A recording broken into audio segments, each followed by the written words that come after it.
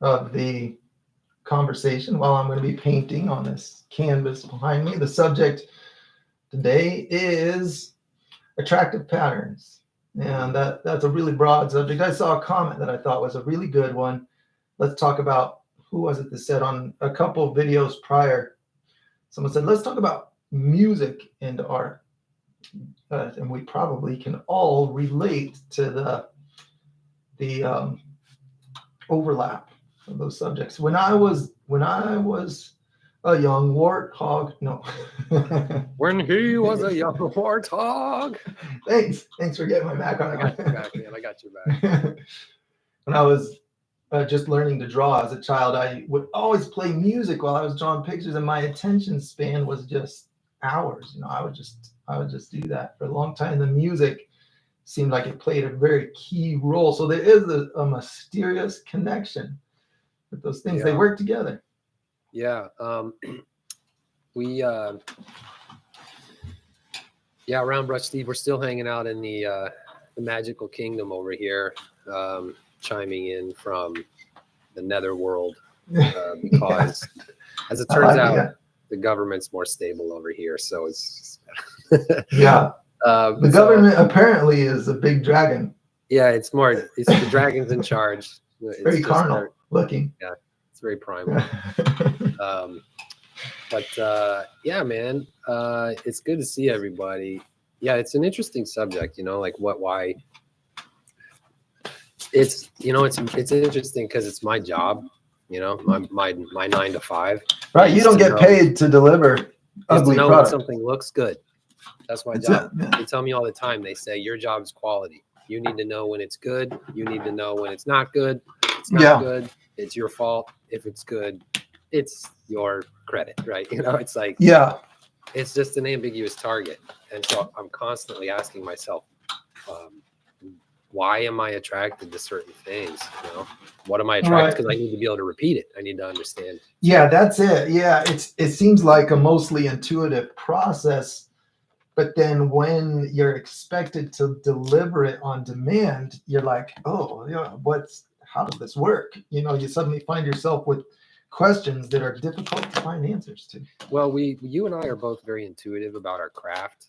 I've learned this recently, and this will be helpful for everybody here this morning, is, you and I are not educated people formally, like we didn't go to Juilliard, we didn't go to art school. I didn't go to film school, anything we know, we just learned out of curiosity. That was pretty much it. And trial and error. And we're still alive. We're alive. Amazing. Yeah. And so, we've managed to just like intuitively figure out when stuff is good, when it feels right, how to do it again and again and again. We're just intuitive. We're intuitive like that. But I think there is reason to it. I think there is rational thinking behind it. And I think we can open that up and share that with you guys. But I'm also interested in what you guys do. How do you guys know when you like it? Or what is it that you guys are attracted to? Examine yourself. Try and identify what is it that you continually find yourself attracted to. It's not like, Ben, it's not like you and I have this unlocked.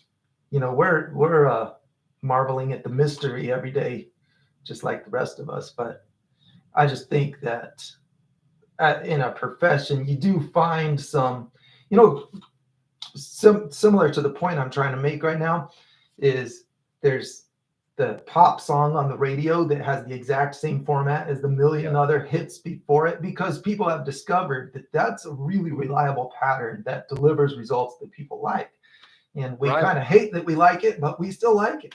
Case in point. Yeah. The business side has figured out a pattern that is attractive. And so there is dollars and cents to prove that attraction is not just nebulous. It's not subjective entirely.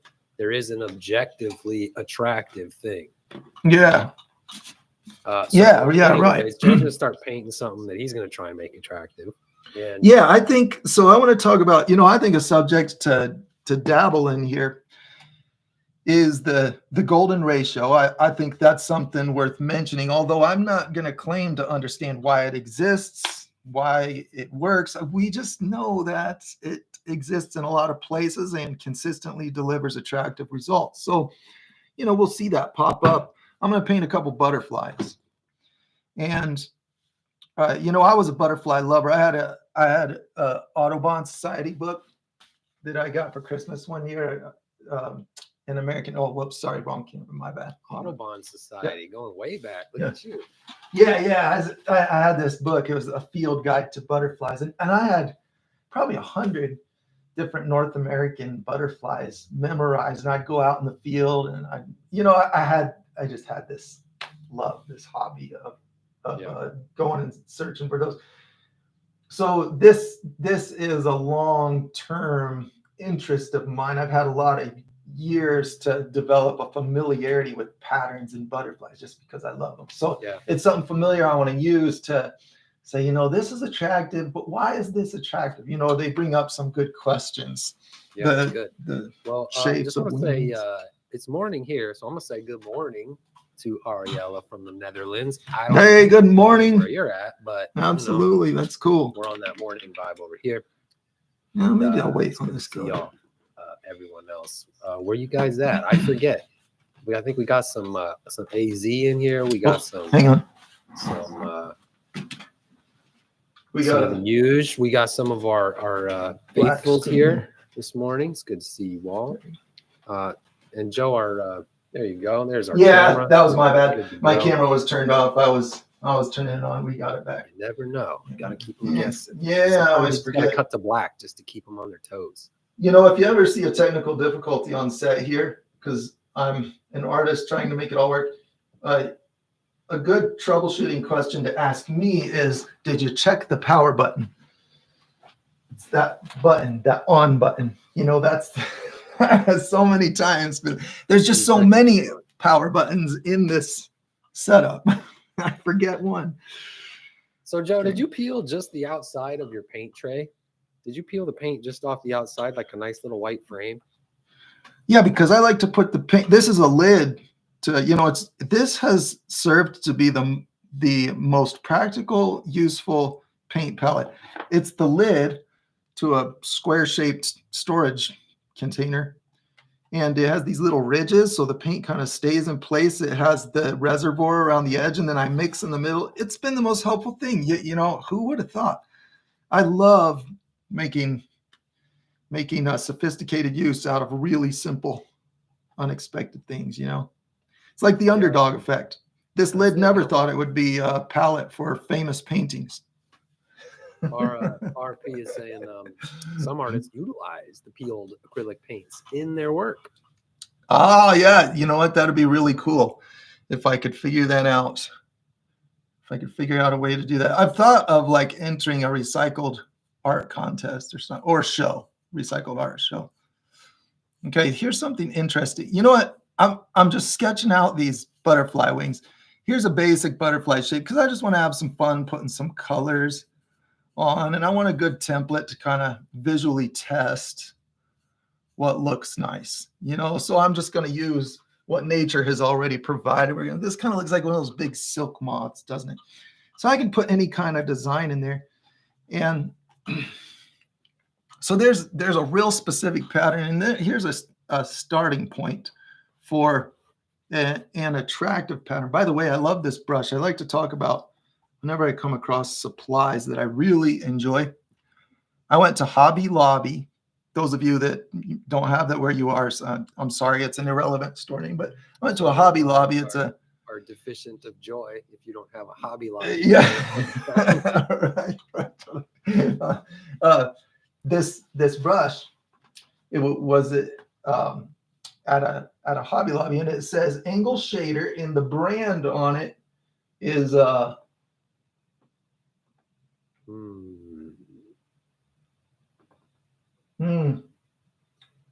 I'm just going to show you what it looks like because I can't. Who cares? I can show you. The point. Yeah. Who cares? This angle shader, it has these bristles. It's got some dark colored bristles mixed with some light colored ones. And I spent a little more money than I usually do, about $9 instead of the typical do. That's a But $9 brush. man, I'm telling you, it just comes to what I love about it is it comes to such a perfect chisel. See, no You cut splitting cheese with that brush.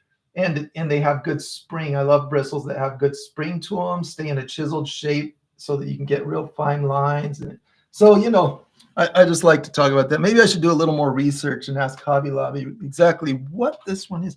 I get this shape all the time. It doesn't always deliver such good results as this one. So those of you looking for a good angle shader style brush like you see me using all the time, I'll try to get better information. Okay, now here's something cool. If you look at a butterfly right now, you'll see like a loop vein that comes up here, kind of like the divine ratio. Now the divine ratio, golden ratio, what's another word for that ratio? Ben, it's all over design world, but yeah, it's like a it's golden, I don't want to. Is what I've heard. Say it again. Golden. Oh yeah, golden ratio. Okay, yeah. Well, it's all over nature, and it's this rate of increasing or decreasing. And so, really, the way I think about it, if you've ever seen this, just in case this is not already familiar to somebody, if you take a square, take that square times 0.618 approximately. I think this is one way to execute. There's more than one way to execute the look. So you do it this way, right? And then we do the same thing with this one. We divide this by that same ratio, square 0.618 of the square, square 0.618 of the square, square 0.618. I'm losing my pattern right there, because my estimations aren't perfect. And I'm sure that you've all seen a spiral that goes like this, and then it goes in, and this goes theoretically forever as it spirals, and this resembles a rate of expanding or shrinking or spiraling that's all over nature. It's significant because it delivers attractive results over and over. When we look at the inside of you could look up the seeds of a sunflower and see this shape of spiral between all of the little diamond shaped why don't seeds. you come on over here, Joe? I'll pull up a screen for you. Oh yeah, okay. Let's see what you got.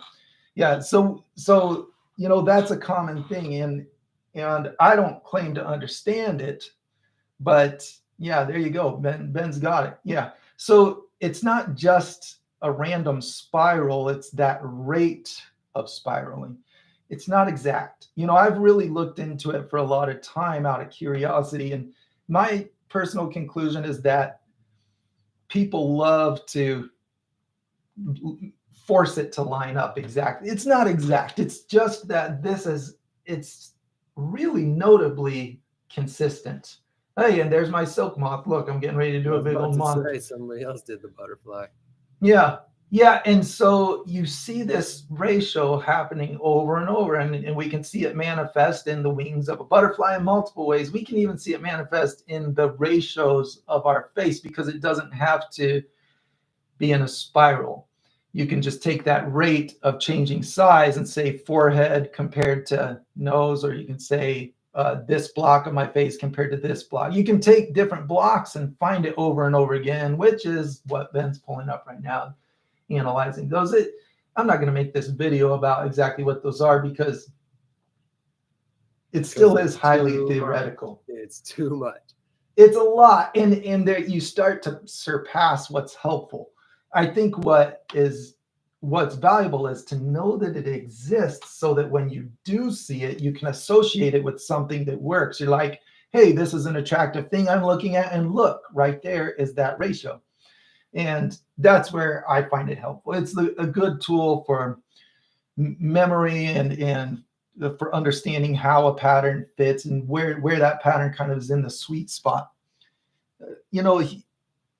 I have a theory about this ratio, that what it does is it successfully communicates movement, and movement is something that is in music and visual art. We watch someone dance, we love the shapes, because the shapes communicate movement, and this ratio has a way of communicating movement, and we're like real movement related people. Companies have done things to implement movement in their logos, and it makes them stand the test of time and stay attractive. This logo here, we're all familiar with. Forgive me for the politics that shroud that logo, but it communicates movement right away, and then I'm tempted to think that it's not necessarily the math, or as Round Brush Steve puts it, the maths behind it, as they say over there on the other side of the pond. The math. Okay. I've never heard the maths. Okay, that's cool. Well, they're weird over there. They say all sorts of weird stuff. You don't want the wrong way. There's the American way and there's the wrong way. So anyway, it's not necessarily the numbers behind this that makes it attractive, I think. And I could be completely full of hot air. I'm actually definitely full of hot air. Okay, let's hear your hot air. I think it's not necessarily the numbers. It's that it is a pattern.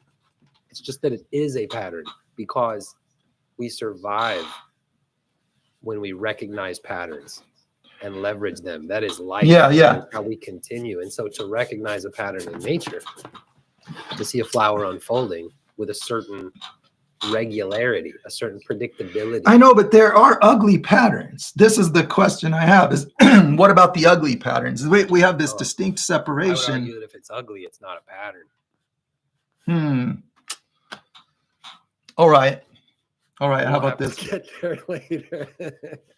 Okay. What about this? What about this creature right here?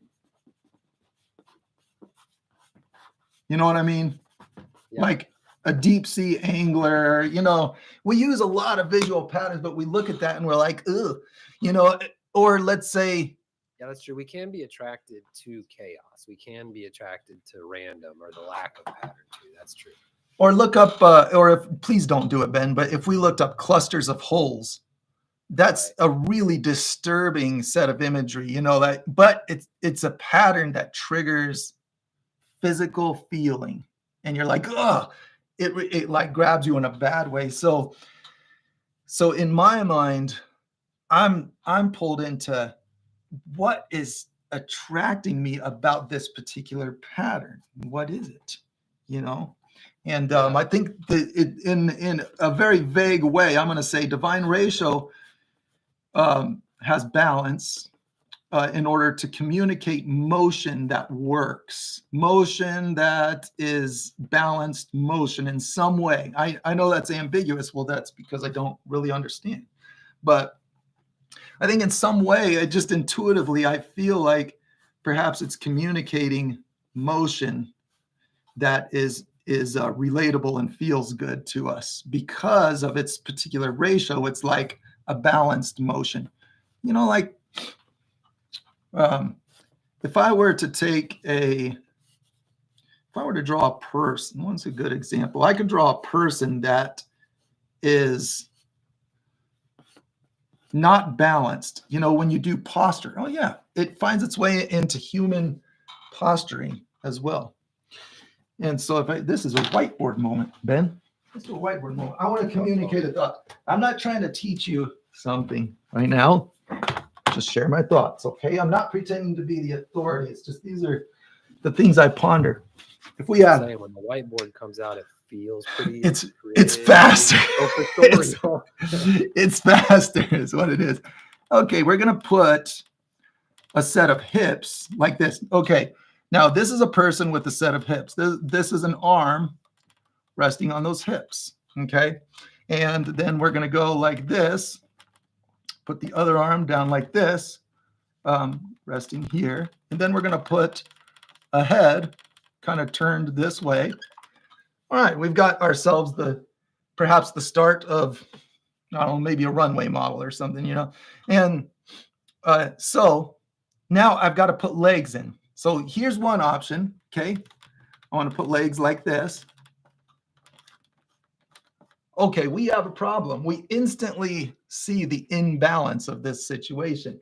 And it's just a little, the shift is not far to put it in balance. But see, this is a still image. It's just still. It's not going to fall over. But when we look at it, we have this familiarity with how gravity works and how posture needs to be balanced in order to center its, we sense the center of gravity in a picture. And I think that's a fascinating thing. So I'm going to put the legs like this. So when I'm trying to fix this posture, I'm going to take this leg and I'm going to put it this way because I need it to hold the weight of this character without falling or without feeling off balance, rather. Okay, let's put the knee, let's put the bottom of the leg right here like that.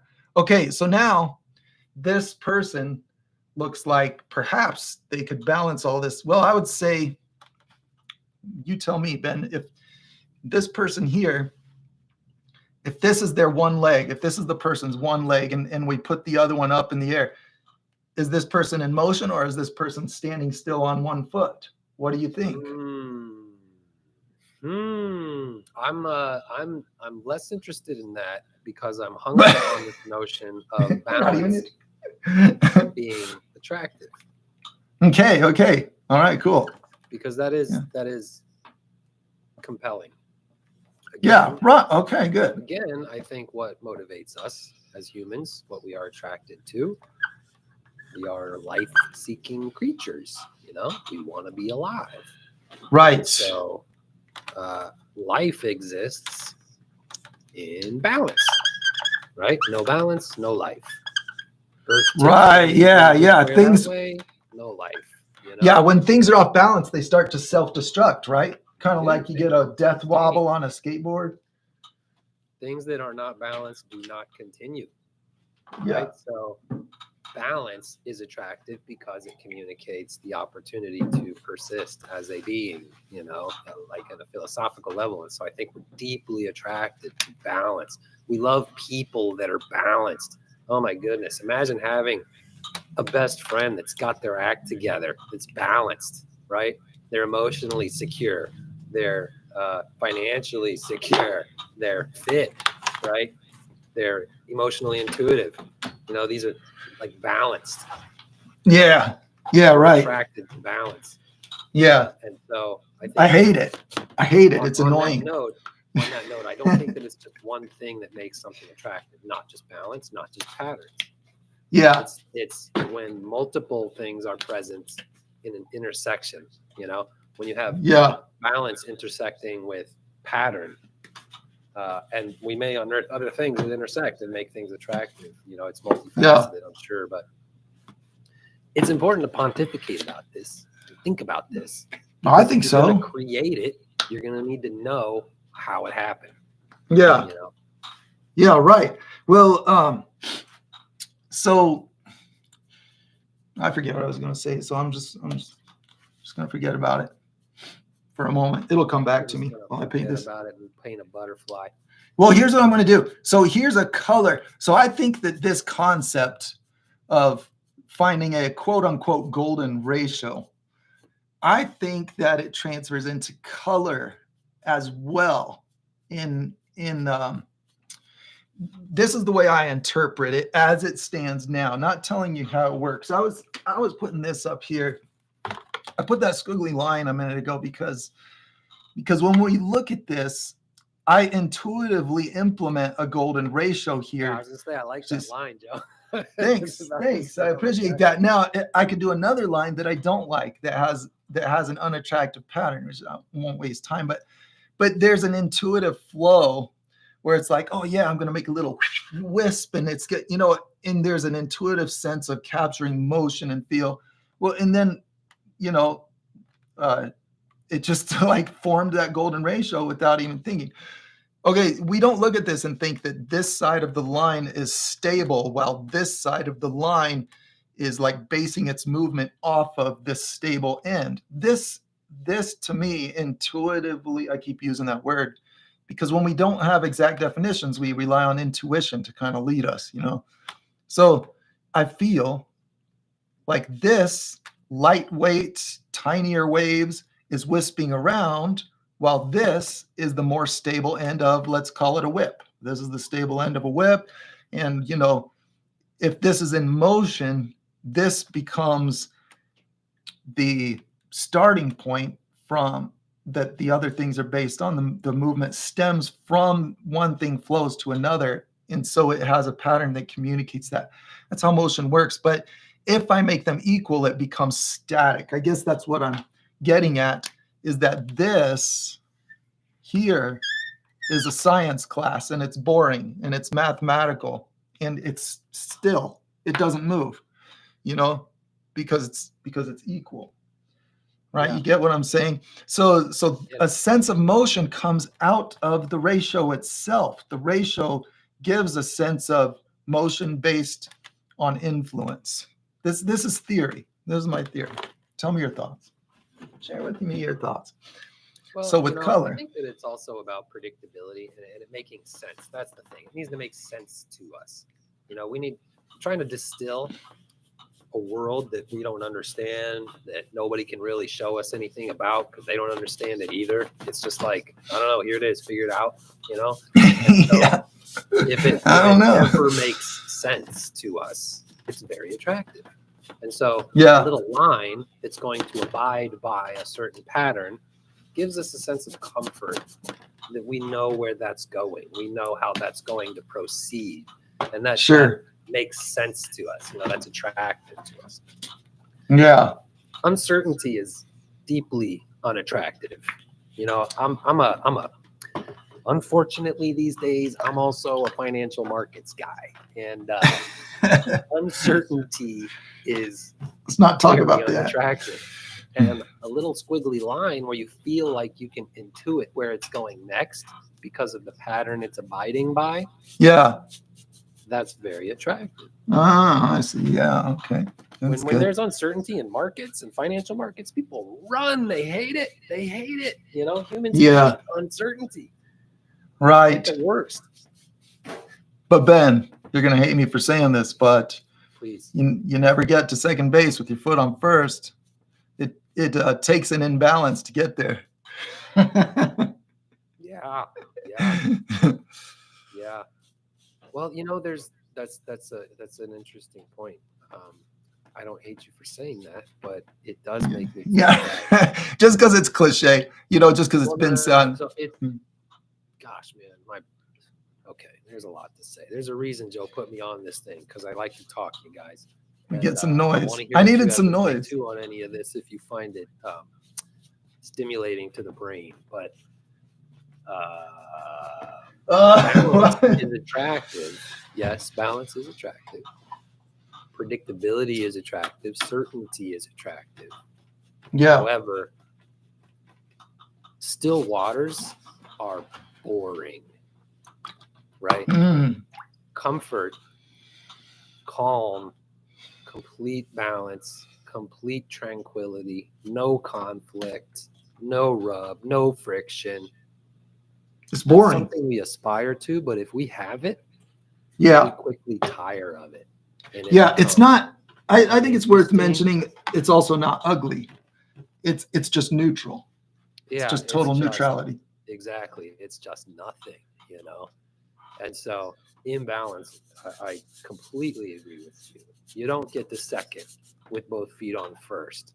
And so and there, when we see a dancer, courage to leap is attractive. Courage to destabilize and have faith and do work in order to achieve a thing that's not yet a thing. We're gonna have to move that one. Yeah, right. I'm with you. Yeah. So I think in my artwork, I'm trying to find the shapes that capture that sense of motion, and it's the divine ratio is offsetting, off balancing in a theoretical sense, off balancing enough to get the sense of motion and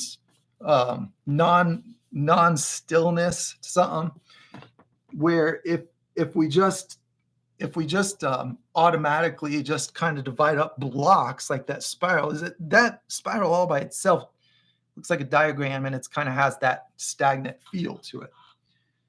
But if we strive to like the whiteboard thing, when you make a figure, learning the shape patterns that communicate a sense of offset motion in some way. So this gives you a sense of perhaps of relatable motion in this, combined with, I think there's great mystery in the shapes themselves and why they're attractive. But what I'm going to do with color, I'm going to actually show how I found it helpful to offset opposite colors. So I'm starting with the base of these multiple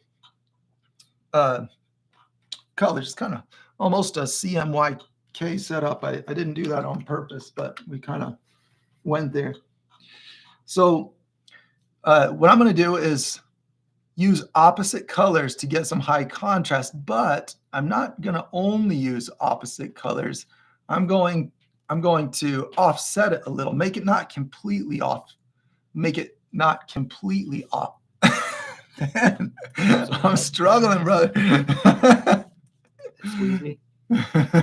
Brown Brush Steve a second ago was like saying, "Hey, what language do you guys speak while you're talking trash about the other side of the pond?" Yeah, all right. And we don't speak very good English either, man. Yeah, right. That's true. That's exactly right. Vacar 3, VACAR 3, Vacar. I'm gonna go with Vacar 3. Has a theory that the best designs are usually the ones that are relatively easy to remember in your mind's eye. Oh, that's a good one. I like that. Yeah. Okay, that's a really good point. Yeah, and I wonder why that is. To remember, because I would add, perhaps because it's a recognized pattern. Okay. Yeah, it's relatability. It's hard to relate to something that you're like, oh, it was something like this, something like that, but I can't remember exactly. You know what I mean? Yeah, relatability matters. And you don't get relatability if something's like overly complex. Yeah. Maybe there's something to that. Well, we're emotional creatures. We need not forget that. And if I had to take a guess, I'd say this room is probably an especially emotional group of people because, we're artists. Artists. Well, and, maybe in touch with the emotion. I think it's our job as creatives. Well, by selection of nature, it ends up being our job to work through these matters because people want results based on these matters, and they come to us creatives and say, "Hey, do me a thing that feels like this," and you're like, "Okay, let me turn on my feelings for a while and do this project." Yeah. Well, I bring that up because I want to examine why I feel the way I do when I look at something. That's what we're doing here. Yeah, you're looking for reproducibility. The way we feel when we perceive a certain thing, and does it make us feel that way every time? Yeah, right. You got yourself a tool. Yeah, that's right. Yeah, a tool. I'm all about that. You got yourself a thing you can use to create that for someone else now. So it behooves you to recognize these things. Well, you just used a word I don't know, man. Which one? Yeah, behooves. What is behooves? Yeah, I don't know that. I don't got good vocabulary. I don't got good vocabulary, brother. I ain't got no vocabularies. I really don't. I don't have good. Tom Kearns and Leanne Triple, they both agree that while tranquil, still waters may be neutral, the glassy reflection off them is beautiful, and I agree.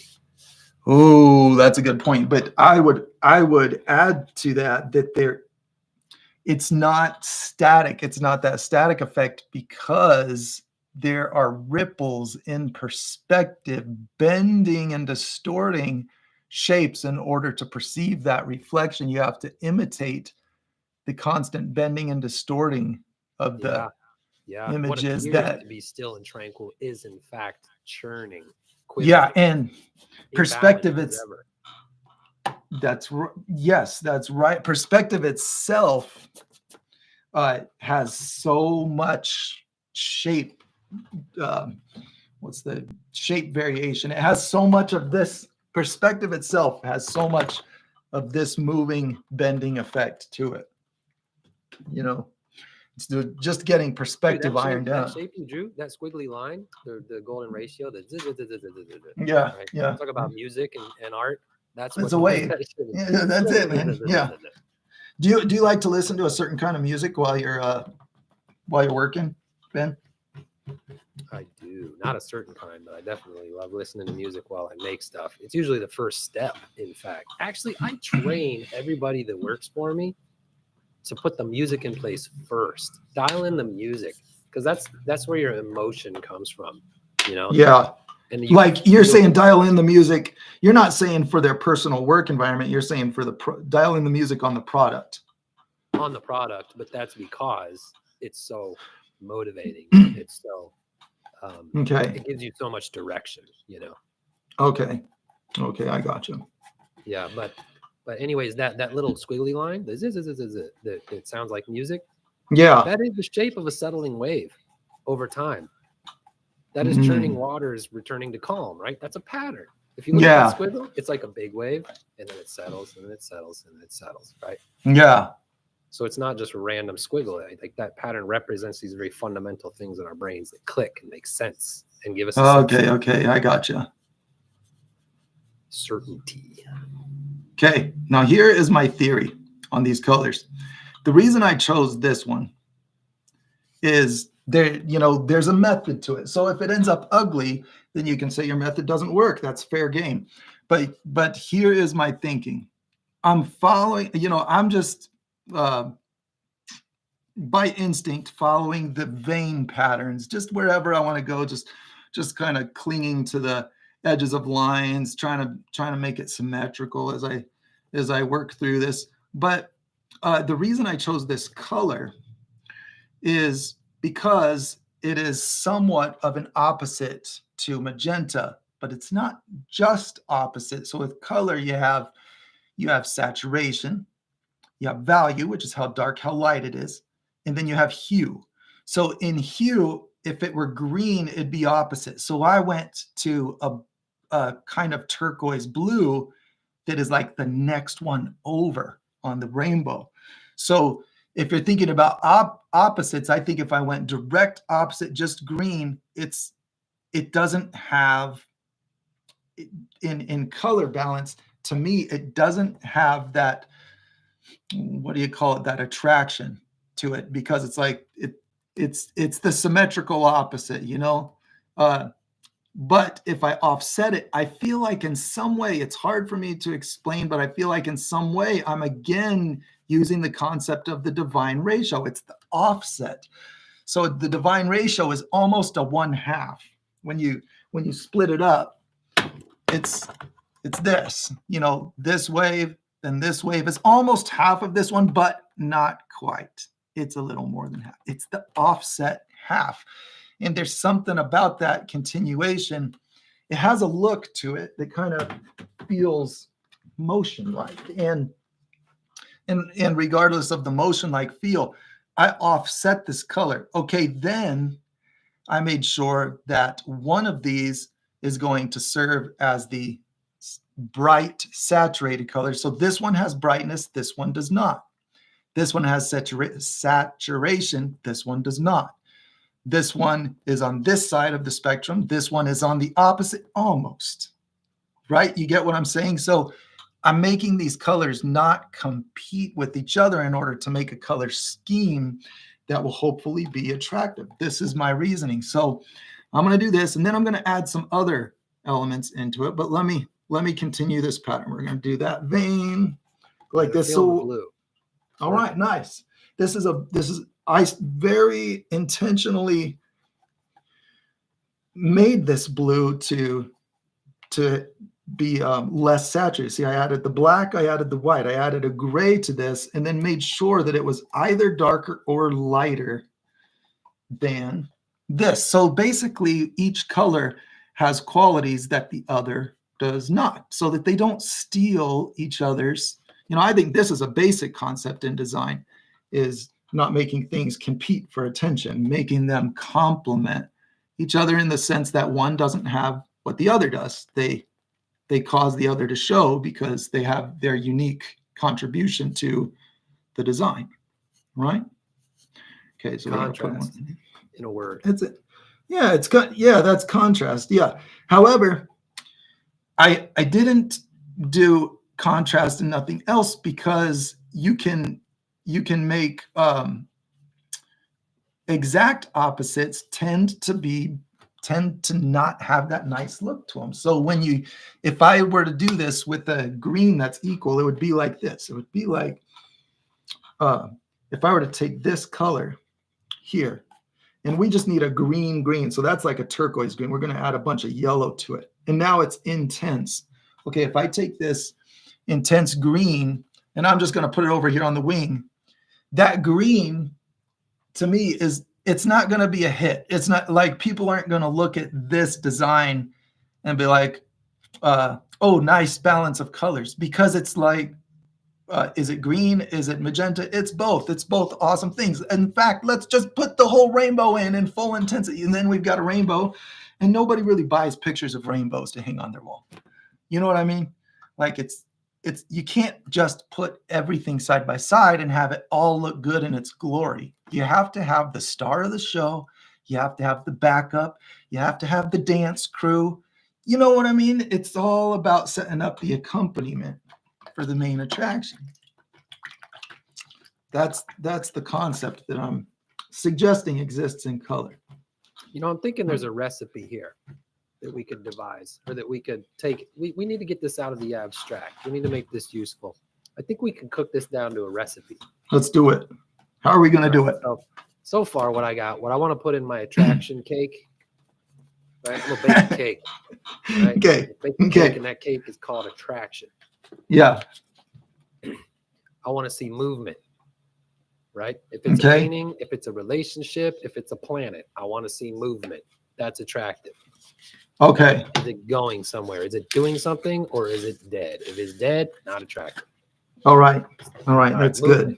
Maintaining balance in movement. That's attractive. Ballet, BMX, skateboarding, Olympics, symmetrical butterfly wings, day and night. The world spins around, right? Maintaining balance. So we got movement, maintaining balance, patterns. Okay. Certainty. Yeah. Okay, that's making good. Sense and contrast. Those are things we've been talking about so far. It's a simple checklist. Just one of these things alone, but I think when there's this intersection of things, I become attracted. Right. I think what you're saying makes perfect sense. Yeah, we've been highly theoretical. So I'm just now getting to this. I think this color recipe kind of hits on the nerves that you're describing, and maybe you've described it kind of better than I could have. Here's what I'm going to go for. I'm going to make a translucent, because in my work, I have stumbled by necessity on the translucent glow pattern.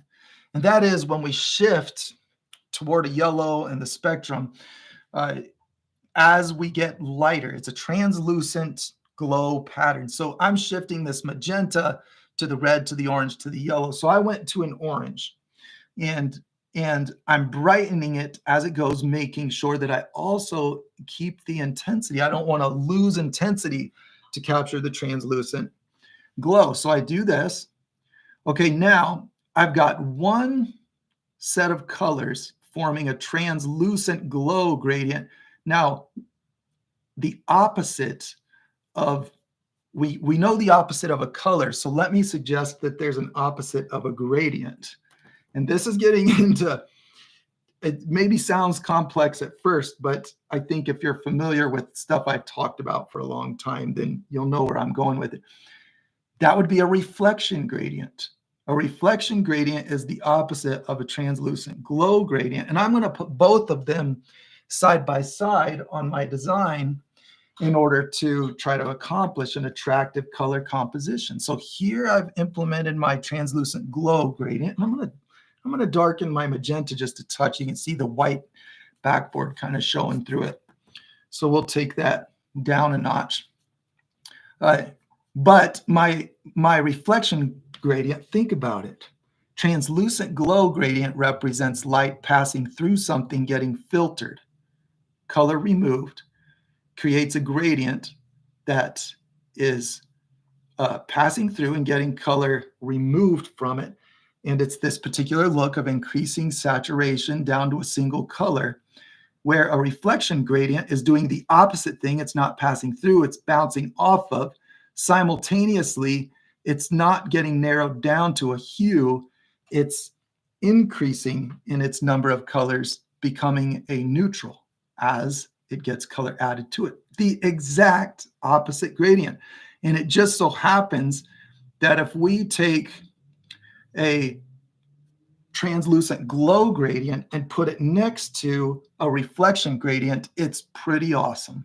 You can mark my words that I made that claim, because I find it to be so consistent that if you look for those two things, find the translucent glow gradient and then find the reflection gradient, it seems like you can take any two. So it's like mix and match.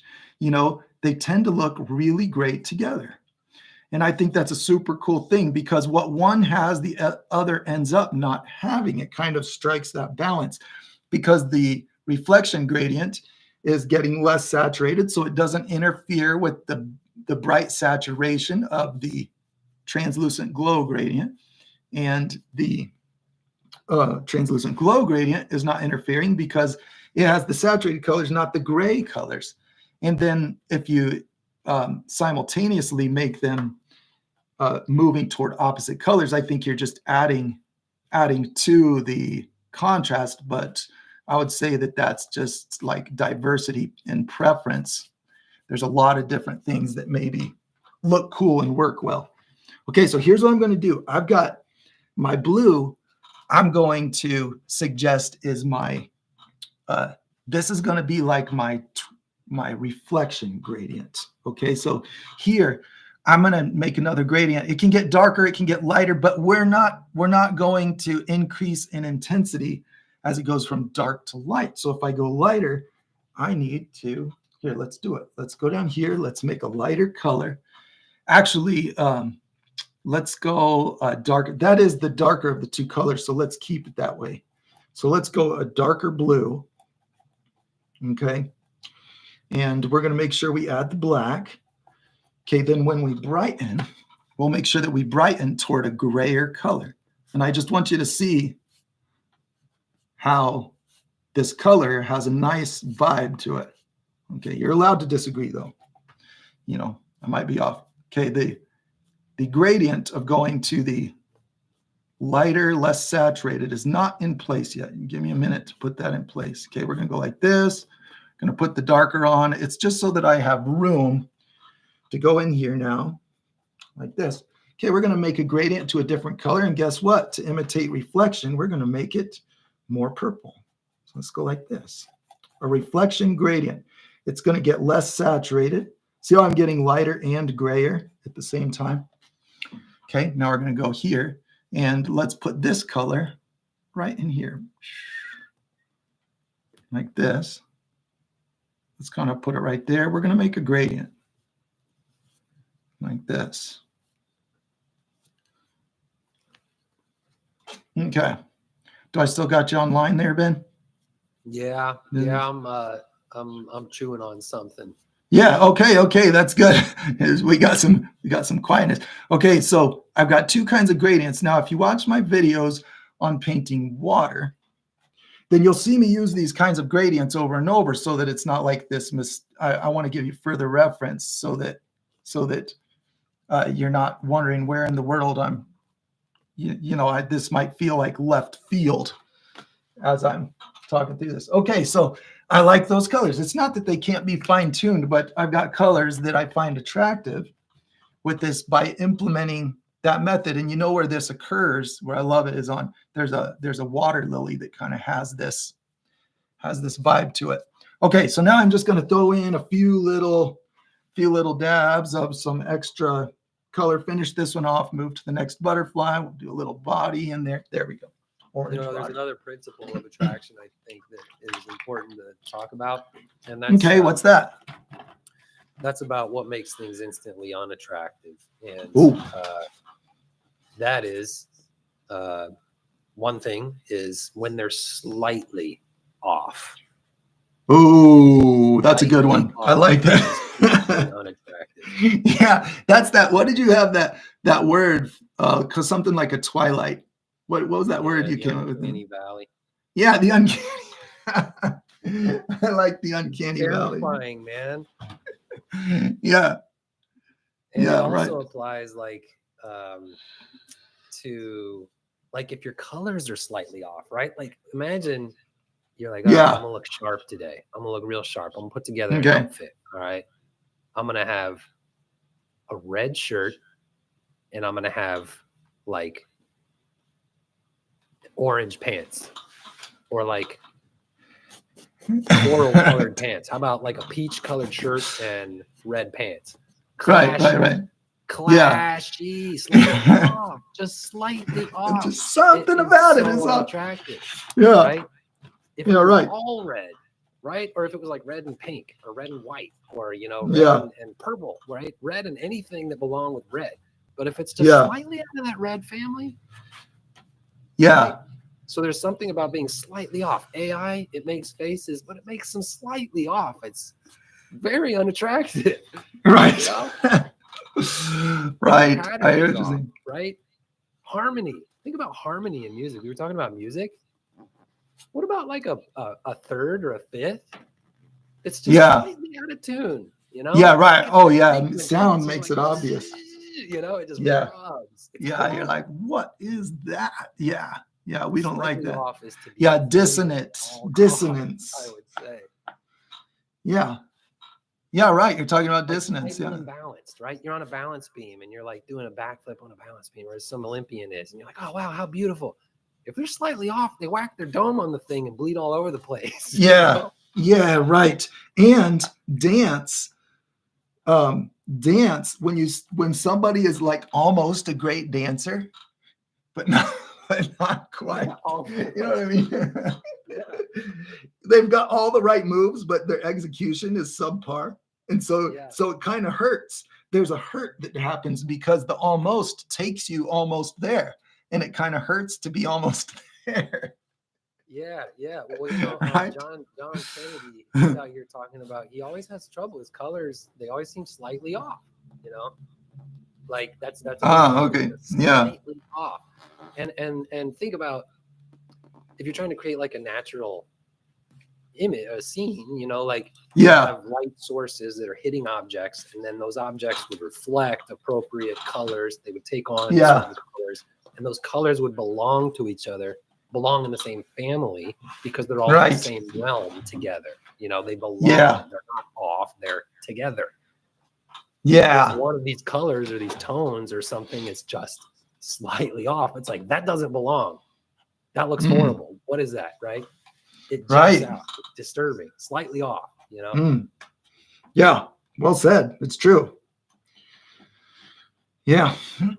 Thus the need, I think, for pattern, for predictability. Right. Okay. How am I going to handle this one?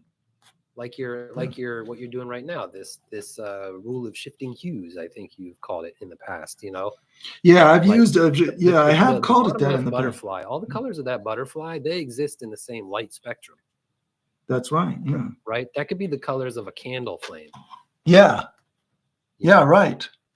That's true. Belong together. If there was like one that was weird in there, it didn't like I don't know if you call it value or whatever. Well, so let me suggest that I'm doing this. Yeah, you see it naturally occurring, which totally brings me to this is why I view the whole universe as being designed very intentionally, because in fire and in water, these attractive patterns exist. But I'm here to show how I'm recognizing that they're attractive and using them. So again, I did the same thing, different color. I went intense and I'm going to put translucent gradient. Is it too late to change? No, yeah, I'll make the yellow the translucent gradient. It's an easy place to do it. And then I'm using this as I get lighter, I'm going to lose intensity and make a reflection gradient. So this one is going to imitate a reflection gradient by losing intensity. And one of the gradients is darker, one of the gradients is lighter. So my purples are the darker of the two. The purples are representing my losing saturation as it changes color gradient. My yellows are going to gain saturation as they lighten that. So those two things, I wouldn't say this is the pattern for attractive colors. It's just that I see it over and over in flowers, butterflies, things that I really like the look of.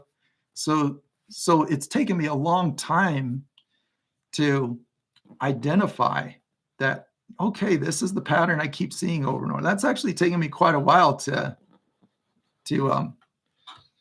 put a definition on the pattern I'm looking for. Pointing out accurately, I would say that the colors you're using here on your pink butterfly, they could also be a sunset. They could also be reflection on water, you know? Yeah, that's exactly right. And so then this raises a very important question for me is why do we see this pattern that is attractive used both in the decorating of creatures and in sunsets and water? You know, this is a fascinating thing to me. Okay, there we go. So I've got the two things. They have a way of popping each other out. They pop each other out, those two things. So I don't have to get a whole lot more complex with it. Let's do here is, I'm going to put little dots in here because I'm just trying to amplify the shape, the shape pattern of the shapes, I would suggest, is what you're doing now. Yeah, I'm putting it, butterflies have long, thin shapes to exactly the identity of both. Yeah. It's a familiar pattern with these butterflies. It's a thing that exists. And so, we got the veins coming off here like that. Let's do that. But this is not the contrast in shape, contrast in light. Yeah. Okay. Yeah. Right. It is. Couldn't have said it better myself. Okay. So imagine how bad all of this would look without that black. That's one of the first things you did is put in the black. Imagine. I wouldn't say it looked bad. so bad. Come on. I just wanted to pop them out. Yeah, you kind of busted me on a little bit of a cheat there, Ben. I wanted to pop them out, you guys. Just trying to pop the colors out. Okay, translucent gradient. Here we go. I'm going to add a little bit of orange to this yellow. And this time, let's see, we got brighter as we went to the middle. We'll get brighter as we go to the edge on this one. We're gonna put it more orange, darker orange here. And I'll just kind of use a wet on dry effect. And we're just going to get less and less of that orange. So as it's getting lighter, it's getting yellower and more intense is the goal. It gets lighter, that translucent glow, just like fire. Gets yellower, gets more intense. And I'm not trying to show a right way here. This is something that works over and over. Like, let's say you've got a project where you're trying to get a nice color scheme to land on, for your mountains, trees, sunset, all that. You're trying to get a nice vibe. Well, you might want to set up a palette that includes these things. Let's say that you're trying to decorate an invention. Let's say that you've made a character that you want to decorate with something that is fun to look at. That's the idea here, is that we have these tools. There does seem to be a repeating working pattern here that delivers these pleasing results. And so I am still in the process of exploring it, trying to learn how to use it best, but I find it working over and over. I see you again using contrast. I'm just narrating why I am attracted to what you're doing. And I think that you've now created another contrast. You've done a gradient that is the underlying orange to yellow. And on top of that gradient, you've laid a non-gradiating purple, a solid purple. So you have one layer that's gradient and one layer that's solid. Now you feel the solid and you feel the gradient more dynamically. Yeah. Yeah. Okay. Yeah. Great. And then we've got some talk in here too about color theory. You know, Susan, she points out accurately, I would say, that color and light theory will answer your questions, but it's very hard to understand. Talking about how light rays hit objects, certain speeds, colors that we see. And then Roundbrush chimes in with recently they, quote unquote, discovered a new color. And so I would add here, guys, that you know, believe it or not, humans, they have these things in their eyes called cones. These cones, they see red, they see green, they see blue. We got 3 types of them. This is science. We see science. RGB that we see are just blends of that. But birds, they've got more cones than we. They have 4 cone cells, RGB and ultraviolet. So did they discover new colors that exist, Roundbrush Steve? Or was it just that we were limited in our capacity to perceive what's been there the whole time? Yeah. Well, you know, until I am a different creature other than myself, I'm not going to presume to know the answer to that. But it's served me well in my work to become familiar with RGB science. Science meaning, you know, I think that there can be a misuse of that term that makes it a list of authoritative answers. I like to think of science as a current working model that's always subject to increased knowledge. You know, I like to think of that. Working models are the best thing in science. That's where inventions come from. So science that just says this is how things are because science, but doesn't have an invention to back it up with, that's the kind I probably steer away from.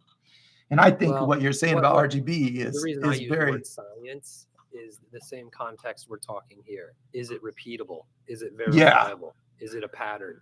Which it is. You know, like the reason you're watching this video, the reason this video was made possible by RGB science. Here's your sponsor. Yeah, it's true. It is. That's what makes it possible. So we have to recognize that there is some truth there because there's reliable consistency that we're all going to end up using. We're all going to find it useful. And that's what I'm after is usefulness. Okay, so Ben, I need a color for this. And I'm going to do the opposite on this one. I'm going to make the base color the reflection gradient. So as I get lighter, I'm going to get less saturated. So now what I need is, you know what? Let's put a lighter accent color. We'll switch this one up a lot. So this is going to be the darker base, and it's going to go from saturated to less saturated. Now tell me an opposite color to green. Oh, this would look lovely with some pink, let me tell you. Okay, pink, but that would be an exact opposite. That would be a full, which we can do. But to follow this principle of almost opposite, we'd have to lean it toward purple or lean it toward red. So what do you think? Should we lean toward purple or toward red? Well, how do you feel, Joe? Well, that's a good question. When one asks, should I go left? Should I go right? Should I go fast? Should I go slow? I ask them, well, what do you want? Look, here's the exact opposite color. Magenta, exact opposite to green. And I'm going to use that to desaturate as I get lighter, for example. A great trick to add atmosphere to a forest. Use a little magenta as you add that light, misty look to your background. Okay, see how this loses intensity as it goes out to the ends of my butterfly wings. And then we'll keep the middle, that nice saturated phthalo green. And if anybody wants to know exactly what these might be in tubes, you'd want to get a phthalo green to get that kind of look. Okay, reflection gradient right there. That is a common reflection gradient. I would use it to paint this turquoise water with a little bit of reflection on it. You can see more color here, less color as we go out to the edges. And computer screens have a hard time capturing this. It tends to look more intense in person. So I don't know how it's translating, but I think you can see the idea. Okay, so let's go like this. So Ben says pink, and we're going to make it lighter, and we're going to lean toward, did you say purple pink or red pink, Ben? What are we going for here? Purple pink, red pink. Well, here's pink. Pink. The only problem I have with pink is that it might get clashy with your other pink butterfly, because the other butterflies are part of the scene. It's not a scene. Come on, it's a study. Okay. No, we're going to stick with, we want repeatable science here. Repeatable science. Yeah. Yeah. I like white would go excellent with that green as well. I think. Yeah, white. Okay, I'm going to use your pink, but pink would be like a total exact opposite. This is going to be lighter so that it doesn't compete for stage, make sure it's lighter. Orange, yellow. I'm going to, so we're going to go more on the side of red pink with this. We're going to go more on the side of red. We're going to bend it. We'll shift it a little bit just for the sake of my study. So let's add some orange like that. Make it more of a red pink. There we go. Okay. We could have just added red and white. I could have done that too, but here we go. Here's one way to get it. Here's my starting point. It's intended to be lighter. And so what kind of shape are we going to make on this butterfly right here? Let's lighten it a little more. A little more lightness. Make eyeballs on those wings, man. Because, it's got to freak out the other animals and, discourage predator activity. Maybe one of these. An artificial, a false eye. Wear a big false eyeballs, eye. I believe is what they say. Yeah, we'll make a false eye. We'll do that. Yeah. Okay. We got Bearded in the building. We got Waluka in the building also. What up, Troy? Everybody coming in late. Good to see you guys. Welcome to the butterfly party. Butterfly. I like that you just named it a butterfly party. I feel differently about my work all of a sudden. I mean, this is lovely, man. It's colorful. I'm a colors person. I love colors. Yeah, me too. I think that I tend to remember color shape patterns because I'm so affected by them. You know what I mean? You remember stuff you're affected by, and or at least this is my take on it. I remember the stuff I'm affected by, and I'm really affected by this idea of attractive color shape combinations. All right, here we go. Here's our accent color. She's pointing out that you got yourself some neat bugs to look at over there in AZ too. A lot of. Oh yeah, we got a lot of. Yeah, we do. We got some cool bugs. My wife prefers not to have the June bugs come around ever. Bugs.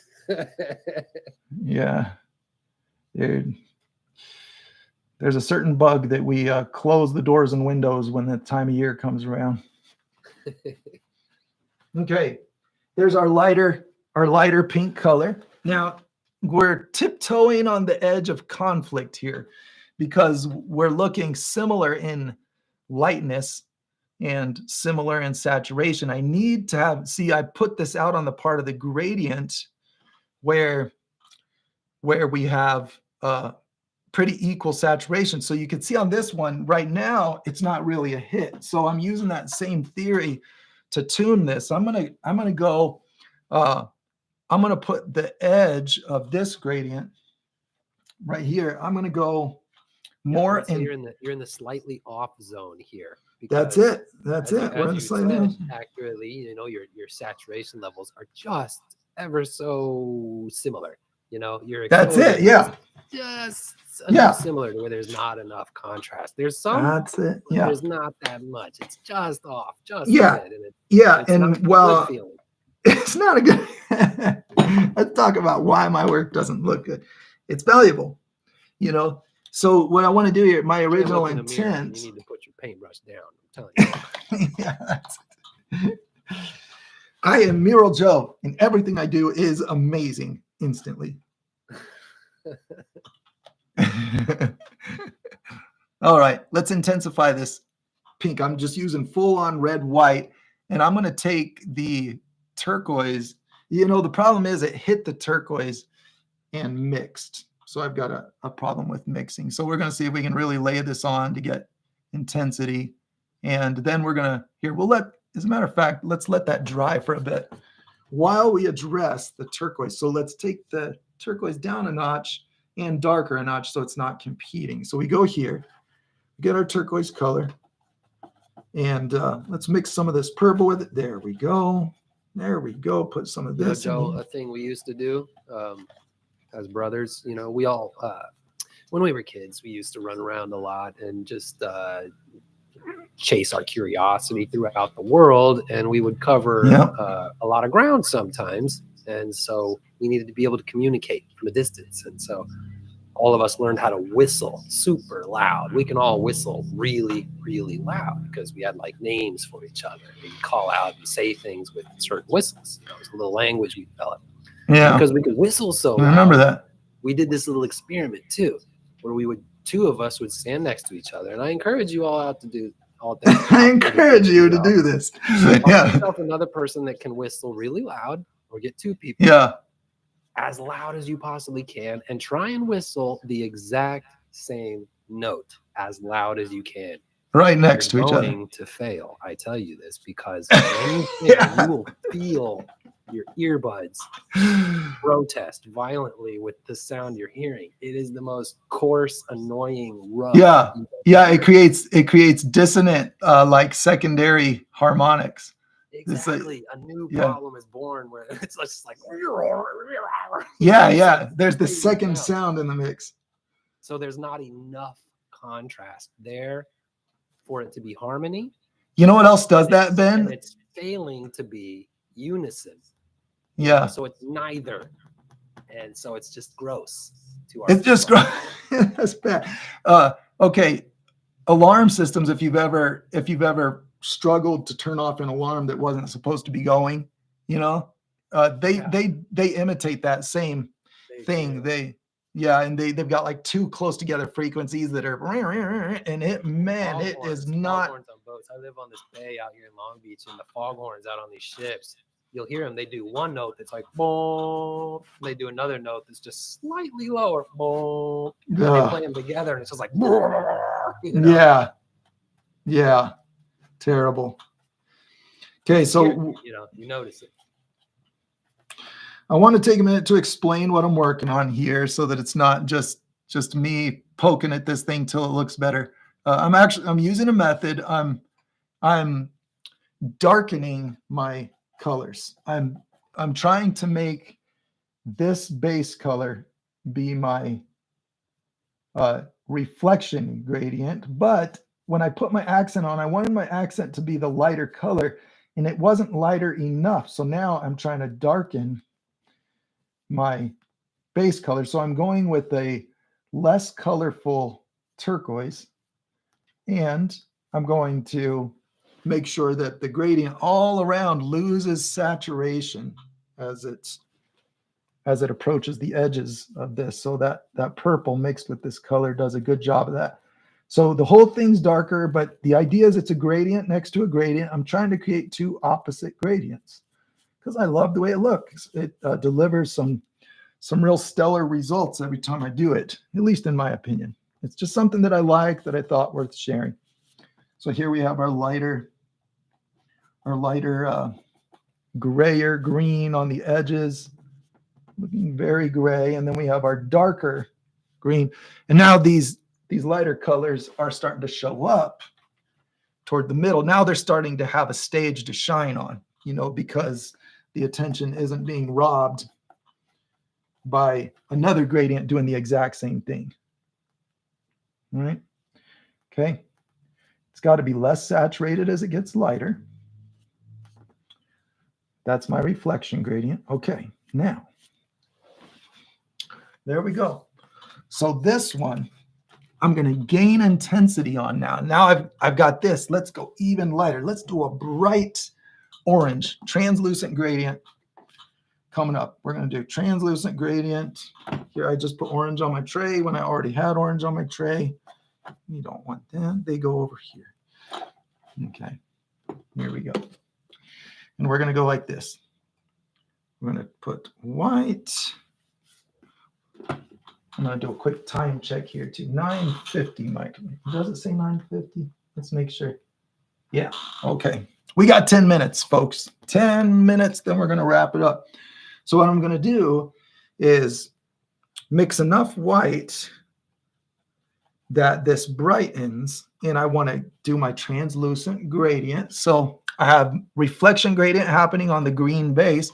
Translucent gradient is going to happen. I'm going to put it in the opposite direction. This gets lighter this way. This pink one's going to get lighter toward the middle, like this. So let's take a brighter orange right there, because I'm after contrast, but I'm not just after contrast. I'm after some good looking, meaningful contrast. Meaningful meaning there's a rhyme and reason to it.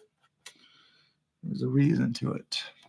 Okay, orange, white. I've found that recognizing this pattern helpful because I tend as an artist to fall in love with color and just put it everywhere. And this is a good safeguard against accidentally overdoing it. Having a pattern to examine here, having a pattern to kind of police my choices, saying, are you going overboard? I'm asking myself the question in a painting, are you going overboard? Are you trying to make every single thing you love the center stage all at the same time? That's what happens when we love color. We try to just make everything all in one painting, but you got to make your picture be about something. So this is going to make sure that my light base, or I said that wrong, my green base and my light accents can both get that shine. They can complement each other. So we got our translucent gradient, our reflection gradient, we got our light gradient and our dark gradient. And where they go, well, that's up to the artist, I suppose. Until further discovery, I don't know a best choice for that. Okay, I'm liking this better. Definitely liking this better. I mean, I wouldn't call it the most beautiful butterfly of the century. Yeah, the but orange is helping. Hey, he's back. I'm back, man. I'm back. Okay, now we're going to put some more. In the saddle again. I love putting these dots in here. I'm going to do this. What do you think, Ben, since last you saw it? Is it an improvement? Unbiased view? Is that an improvement? Yeah. Yeah, it's an improvement. Okay, that's the right answer. That's what I was looking for. Thank you. Validation, my guy. That's awesome. All right. So what I'm trying to demonstrate, implementing a certain pattern in order to guide my color choices towards success. I don't want to just have random colors. I want to have like something that has a sense of purpose and meaning and flow to it. All those ambiguous words, but we have them because they create real feelings, and real feelings are described with those kinds of words. So I'm using this pattern to guide my choices. I'm making what I was saying, Ben, while you were gone is I recomposed my reflection gradient that goes from the deeper color to the lighter, less saturated green on the edges. Less saturated as it lightens. And this gradient is my dark base. Then I have my light gradient, that is the translucent glow, and it's going from my slightly darker pink to my slightly brighter orange in the opposite direction. So one gradient is light, the other gradient's dark. One gradient's translucent, the other one's reflective. One gradient is on this side of the rainbow, the other gradient's on this.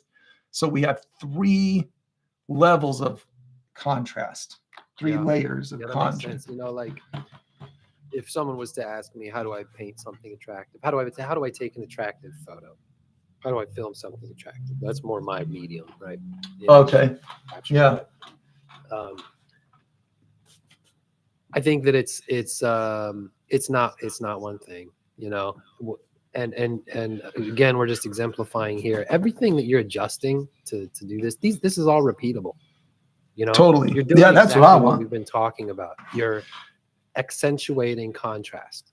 You are tapping into patterns in nature that make sense. You are achieving balance and symmetry, right? You are implying motion with wings, you know, like all of these things done together is what makes an image attractive. Much like ballet, to be a great ballet dancer is not just about going to the gym or being able to stand on your tippy toes. Yeah. Yeah, It's right. doing all the things. All the as things. well as possible Need all together things. at the same time and place. Yeah. Okay, here's your eye. We're going to do that false eye. Okay, right here. And here's the brow. Like that. It's looking at you. That's right. The eyeballs, man. I like butterflies with eyeballs. It's very clever. It's a very clever thing. And eyes are another attractive shape study, really. You know, it's like, man, eyes are super cool. People like drawing them. They like painting them, like looking at somebody that has good looking eyes. You know, they really are an attractive thing. Yeah. So I definitely didn't ace I would not say any of these are like a masterpiece of beautiful design. I would just say that I am using a pattern to very quickly get past ugly, right? I mean, isn't that what we're after? Creating a beautiful thing is not simple, but I'm trying to communicate a useful pattern here that is like an essential building block that I really like. Okay. Let's go like this. Let's put this. I would argue that none of these are unattractive. You know what I mean? Like, yeah, thanks. all of them have that certain criteria that say this could be attractive to someone. You know? Hey, I personally have that criteria, Ben. I think that I also could be. Yes. That's good criteria. Yeah, I like. Brush Steve has said something interesting here, and maybe he just said it just because it's weird and provocative. But let's open it up. Yeah, okay. Let's go ahead. Might as well. There's a lot of beauty in ugly things, quote unquote. Nice, nice. Well said. Well, you know, that's a good. Expand on that. I don't know, bud. Yeah. Well, beauty is a very broad subject, what we call beautiful. You know, I heard someone eloquently say that language lacks precision, and I think especially English language lacks precision. So specifying exactly what the criteria is for the beauty we're talking about is, you know, I agree with Round Brush Steve. You know, there is beauty to be found in so many things that at a glance are ugly. I agree. But when I get hired to do a picture, there's a certain kind of beauty. I can't get paid if I say, well, you customer, will you please pay me? There's a lot of beauty in this ugly thing I just did on your wall. Please write me a check at this point. Yeah. It doesn't work. Yeah. You'll find that to not be a successful strategy for most, I think. Well, you know, there are narratives about ugly things that are beautiful. Like, for example, let's take a Chihuahua that's got 2 teeth and a tongue hanging out the side of its face and 1 ear going out of its cheek. Right? Yeah. That's an objectively ugly animal. However, if it's sitting there just looking at you happy and having a blast in life, it's beautiful that it's enjoying life so much. Yeah, that's well said. It looks. It's a great example. Yeah, that's a beauty in ugly things situation. Yeah. And I would say that's movement. That is a thing that is in one status that's moving toward another. It's physically unattractive, but it's enjoying life, you know, so it's moving out of that. That's like an underdog story. No pun intended. I see what you did there. That's good. Underdog. You threw it in. What about, do you got any under dragon stories? Yeah. Story about the dragon that made it to the top? Yeah. Roundbrush says decrepit and destroyed buildings often look far more beautiful than newly built shiny ones that many would consider attractive. Yeah, man, old like warehouses and beat up stuff. Photographers gravitate to those things like moths to a flame. That's true. You know, I'd say that's that's a big topic for a whole additional conversation. Yeah, weathering. Why is weathering attractive? Yeah, there's all these things in life that are beautiful and there's patterns to them.